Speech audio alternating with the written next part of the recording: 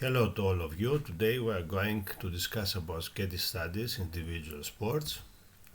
By the end of this presentation, you will understand the meaning of different terms related to sexual harassment and abuse in individual sports settings, realize how behaviors of sexual harassment and abuse manifest in the world of sport, familiarize yourself with several studies conducted regarding sexual harassment and abuse in sports, and get informed about high-profile cases of sexual harassment in individual sports across the world. The study of harassment in sport has caught the attention of researchers for the last 20 years. Mainly, those who are employed as sports psychology consultants are aware of this issue because they find that there are several instances in sport at every level, from developmental ages to young adults ages and high-level sport athletes. In a study, for example, of 25 Norwegian elite athletes who had been sexually harassed, none of them had made a formal complaint or reported to any agency what they had experienced. The purpose of the study was to examine the private responses of 25 elite athletes to their harassment experiences. Research findings have shown that several of these athletes had communicated with each other and planned strategies to avoid being left alone with their coach. This was especially true if their coach was responsible for the harassment. Athletes who were sexually harassed reacted with disgust, fear, irritability, and anger when sexual harassment occurred. Their responses also showed that they were internally focused on harassment rather than externalizing that harassment. This means that sports organizations, clubs, and teams had a lot of work to do, both for the training of all of those involved in the process, for example, athletes, coaches, club managers, federations, etc., and for organizational changes if we want actually to eliminate sexual harassment from sports venues. In general, sexual harassment consists of unwelcome sexual advances, requests for sexual favors and other verbal or physical contact of a sexual nature, and can occur separately or in a part of abuse.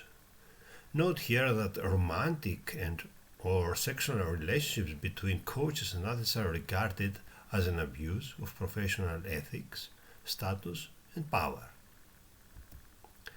This is especially difficult in individual sports where the coach, due to the nature of the specific sport, necessarily requires physical contact but also spends many hours with his or her athlete.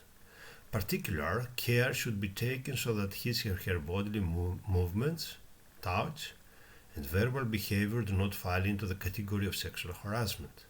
Sexual harassment also refers to a behavior of sexualized nature which is unwanted, exploitative, degrading, forced, and or violent, and it includes verbal, non-verbal behavior and or physical contact. According to Women's Sport Foundation, even consensual sexual relations between coaches and athletes endanger the professional integrity of the coach and the training mission of the athletics. We should not ignore the fact that coaches have and implement power over athletes, either by praising or criticizing, evaluating them by making recommendations that promote their sporting goals, or directing them by setting certain goals.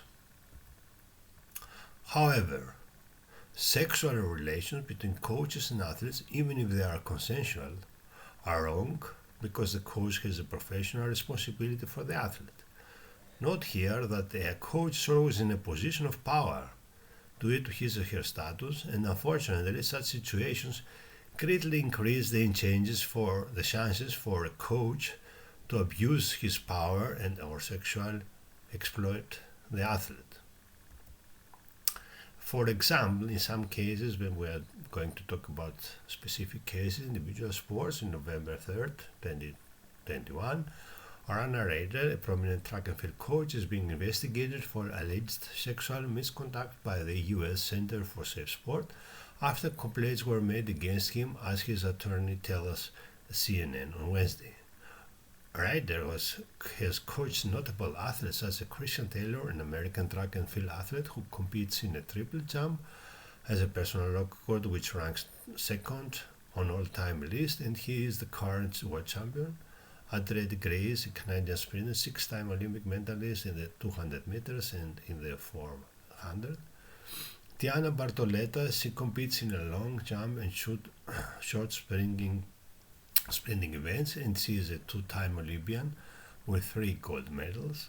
Daphne Snevers, a Dutch track and field athlete, competes primarily in the sprints, and she is the 2015 and 2017 world champion and won silver at the 2016 Summer Olympics in the 200 meters. Daryl Neta, a British sprinter who won Olympic bronze medal in 2016 and 2021 and World Championship silver medals in 2017 and 2019, the 400 meters relay, and Adam Gemily among others. And following the allegation against the coach, British Athletics told its athletes to cease all dealings with him. Prominent track and field coach Soren Pau accused of sexual harassment in lawsuit, as we can read it at 11 March 2020 in USA Today. For more than a generation, Coach Soren Pau has been a fixture in the sport of track and field, a specialist in the high jump. He has coached 4 Olympians, 15 individual and NCAA champions, and 93 All-Americans. He also has been given coaching roles within USA track and field, including serving as women's high jump development coordinator for a decade. All the while, Pau was a man on the move, bouncing from one college program to the next, from Cal Poly to the University of Arizona, from the University of Texas to Southern Methodist University, from Stanford to the University of California. So he worked as an assistant coach at most of those schools. Most recently, he was the head track and field coach at the Los Gatos High School in Northern California, a job he told USA Today Sports that he has no longer holds. On December 18, the U.S. Center for Safe Sport placed Pau on the temporary suspicion for allegation of misconduct, and the nature of the allegation was not revealed by Safe Sport.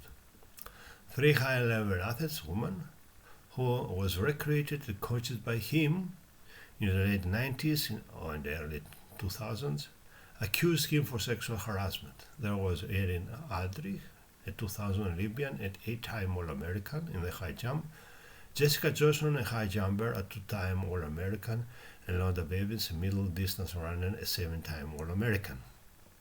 To these issues, Johnny Pau, who is working as an assistant director of employer relations at the University of California, Santa Cruz, said in a phone interview that he had not been informed why he was suspended by Safe Sport and denied allegations made in the lawsuit.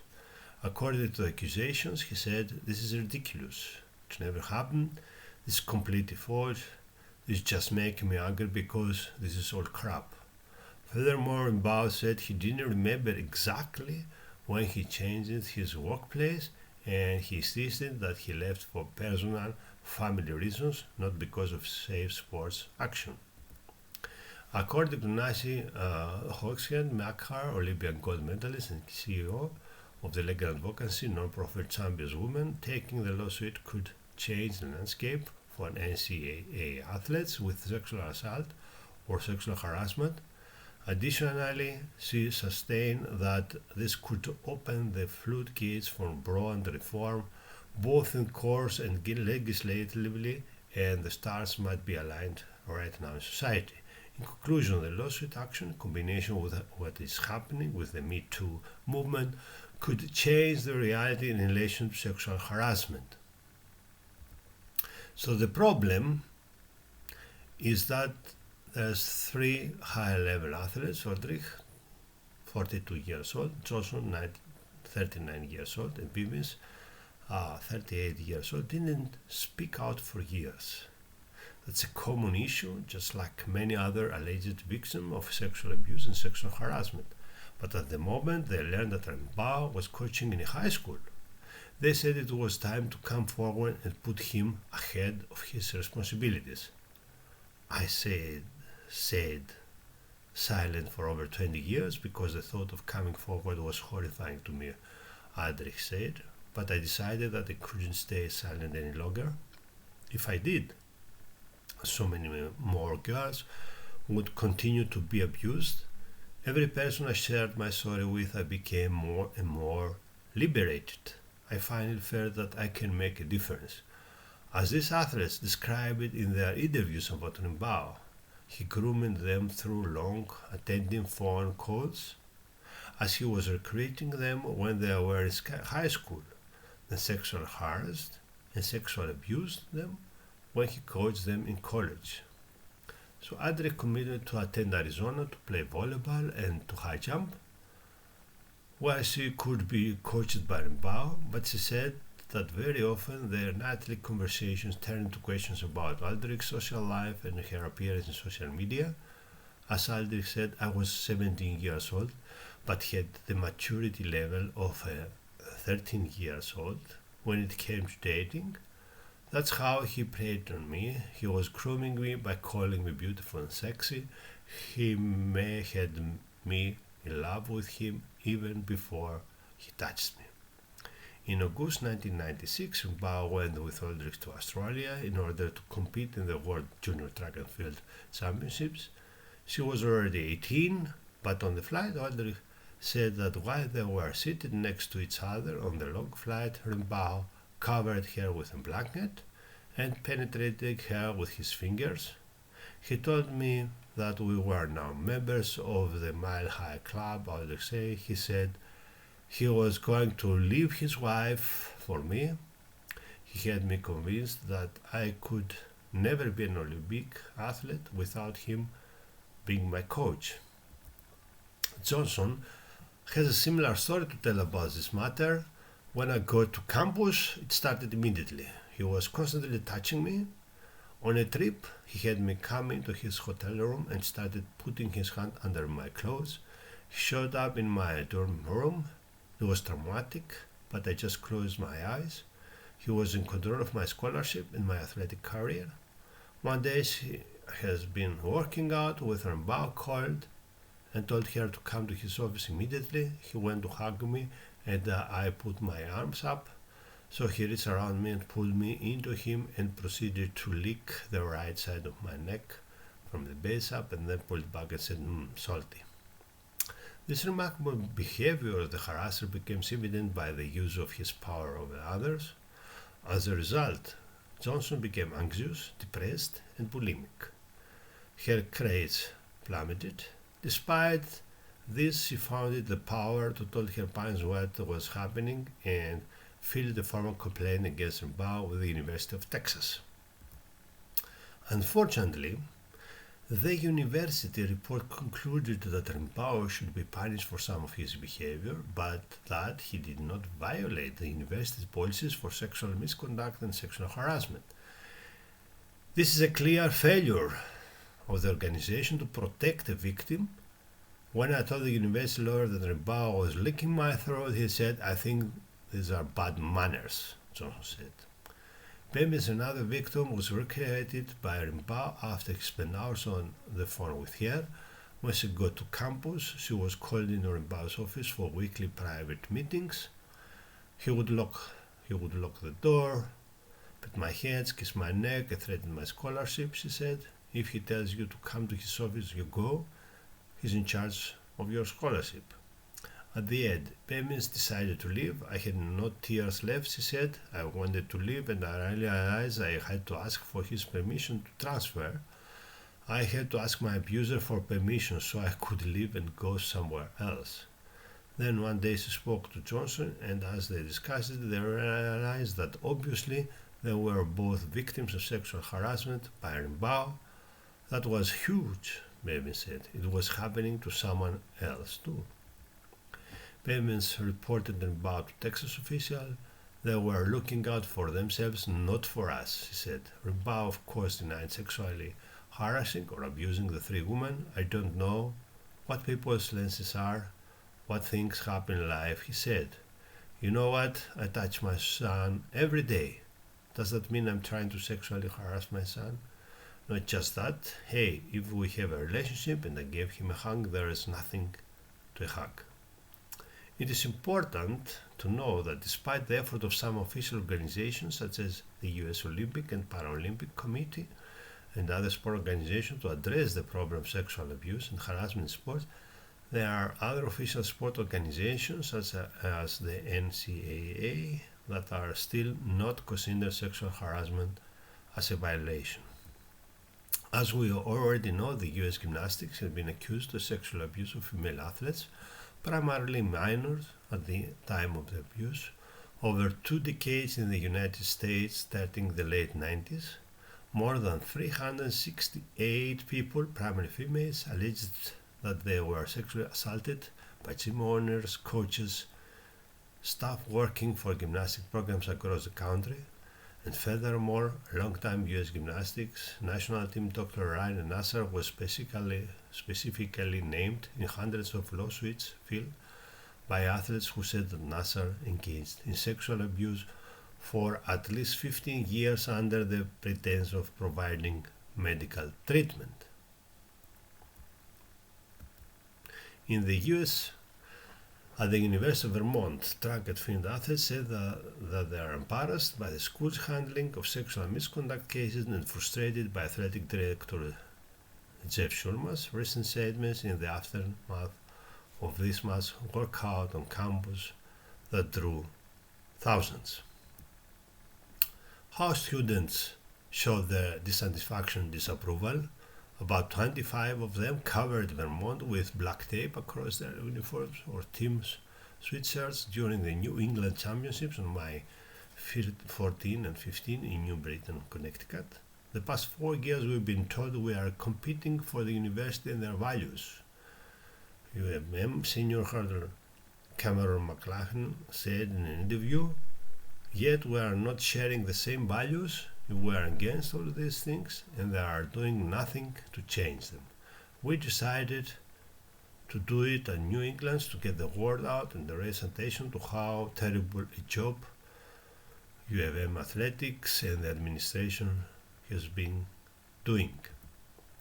My athletic department colleagues and I will continue to have dialogue with student athletes about this concern, Schulman said. I note that all of us in the athletic department are committed to eliminating sexual misconduct in all of its forms, and we will continue to work with our student athlete leaders to ensure that our education, training, and departmental responses support this goal. UVM athletic department statement insufficient. Despite this announcement, McLaughlin said that actually the athletic department's lack of action speaks louder than Schulman's words. I feel like they just made blanket statements with no urgency or desire to change anything. McLaughlin said they just want to cover their asses, as bad as that sounds. They are just saying, oh, we are doing what we can, even though they are not. Victims can learn from each other's experiences. That's mainly conclusion. Research can help share and compare findings to facilitate implementation of interventions. Commonly implemented strategies are needed across Europe in order to tackle the phenomenon of sexual harassment in sport settings.